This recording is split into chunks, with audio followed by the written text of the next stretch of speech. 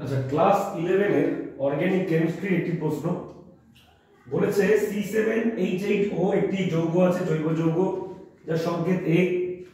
এটা sodium বাইকার্বনেটে অদ্রাব্য। Sodium বাইকার্বনেটে দ্রাব্য হয় না, কিন্তু NaOH মানে Na+ আর OH- এটা দ্রাব্য হয়ে যাচ্ছে। তো এই যৌগটার গঠনটা লাগবে এবং এটা ব্রোমিন জল মানে Br2 আর H2O এর বিক্রিয়ায় বি যৌগ বানাচ্ছে। তাহলে এই যৌগটা আমাকে বার করতে হবে, এটা দেখাতে হবে, প্রত্যেকটা দেখাতে হবে। সবার প্রথমে C7H8O। দেখো বেনজিন যদি বেনজিন হয় বেনজিনের ফর্মুলা হয় C6H6, এটা বেনজিনের ফর্মুলা।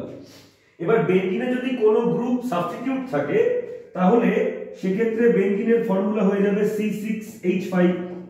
আর এখানে কেউ একজন আছে, বেনজিনের সঙ্গে কেউ একজন আছে। এবার এটার ফর্মুলাটা দেখো C7H8। তো আমরা ব্যাপারটা করি, আমরা ব্যাপারটা কিভাবে করবো ভালো করে দেখো কিভাবে আমরা এই স্ট্রাকচারটাকে আনছি। সবার প্রথমে আমরা করে নিই কি এই জিনিসটাকে C7H8 আর সঙ্গে O আছে, এর মধ্যে থেকে বেনজিনের পার্টটা নিয়ে নিই। বেনজিনের পার্ট কত আছে C6H6, ঠিক? তাহলে পড়ে আছে কটা কার্বন? আর একটা কার্বন পড়ে আছে, হাইড্রোজেন আছে দুটো, অক্সিজেন আছে একটা, ঠিক?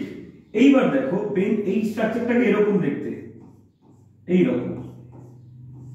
আর এই জায়গাগুলোতে হাইড্রোজেন আছে, এই জায়গাগুলোতে কি আছে? হাইড্রোজেন আছে, এই জায়গাগুলোতে হাইড্রোজেন আছে, এই জায়গাগুলোতে হাইড্রোজেন আছে সব। ওকে, এই জায়গাগুলোতে হাইড্রোজেন আছে।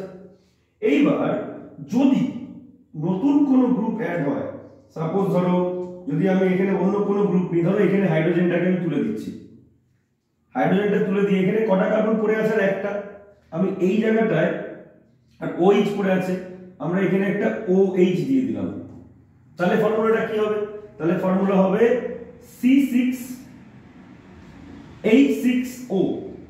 দেখো এই একটা হাইড্রোজেন, এই একটা হাইড্রোজেন, এই একটা হাইড্রোজেন, এই একটা, এই একটা, এই একটা, ছটা হাইড্রোজেন আছে, ছটা কার্বন আছে, একটা অক্সিজেন আছে, কিন্তু কার্বন তো এখন একটা লাগবে। তাহলে কি করতে হবে?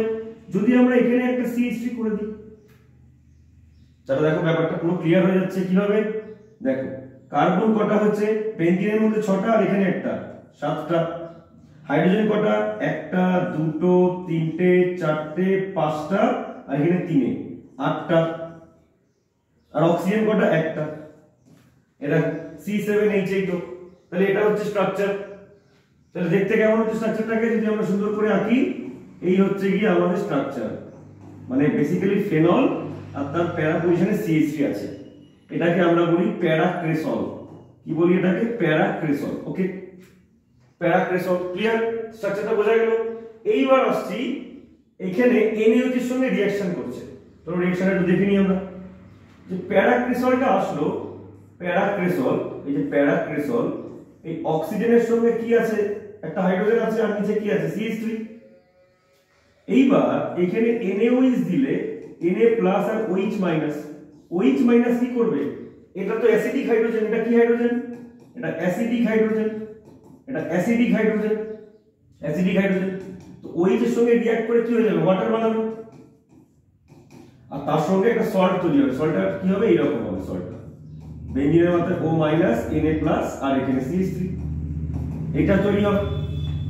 এটা তৈরি হওয়ার ফলে কি হয়ে যাবে? দ্রাব্য হয়ে যাবে, দ্রাব্য হয়ে যাবে, কারণ সল্ট তৈরি হয়েছে, জলের মধ্যে দ্রাব্য হয়ে যাবে, ঠিক? আবার এই যে যৌগটা তৈরি হয়েছে এর মধ্যে যদি আমরা Br2 আর H2 মানে ব্রোমিন ওয়াটার দিই, তাহলে কি হবে? ফেনল যেখানে রয়েছে, ফেনল, আর এখানে CH3 আছে, কি হবে? এই জায়গাগুলোতে Br ঢুকবে, কারণ ফেনল হচ্ছে গিয়ে অর্থ আর প্যারা সাবস্টিটিউটেড। অর্থগুলোতে Br ঢুকে গেছে, কিন্তু প্যারাতে ঢুকতে পারবে না, প্যারাতে অলরেডি কি আছে? CH3 আছে। তাহলে এইটা হবে বি যৌগটা, এটা হবে বি যৌগটা। ওকে, এটা বি যৌগ, ঠিক?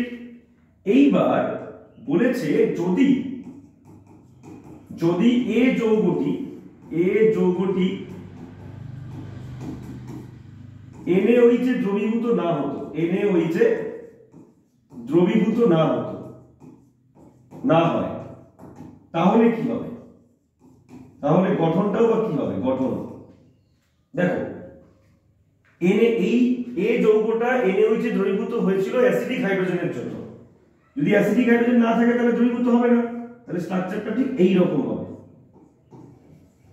দেখে নাও, এই কার্বন কটা, এখানে 6টা আর এখানে একটা 7টা, হাইড্রোজেন এখানে একটা, এখানে একটা, এখানে একটা, এখানে একটা, এখানে 5টা, তিনে কটা 8টা, আর অক্সিজেন। এটাকে আমরা বলি অ্যানিসোল, এটাকে আমরা বলি অ্যানিসোল বা অ্যারোমেটিক ইথার। এই দেখো অক্সিজেনের এদিকে কার্বন, এদিকে কার্বন, অ্যারোমেটিক ইথার।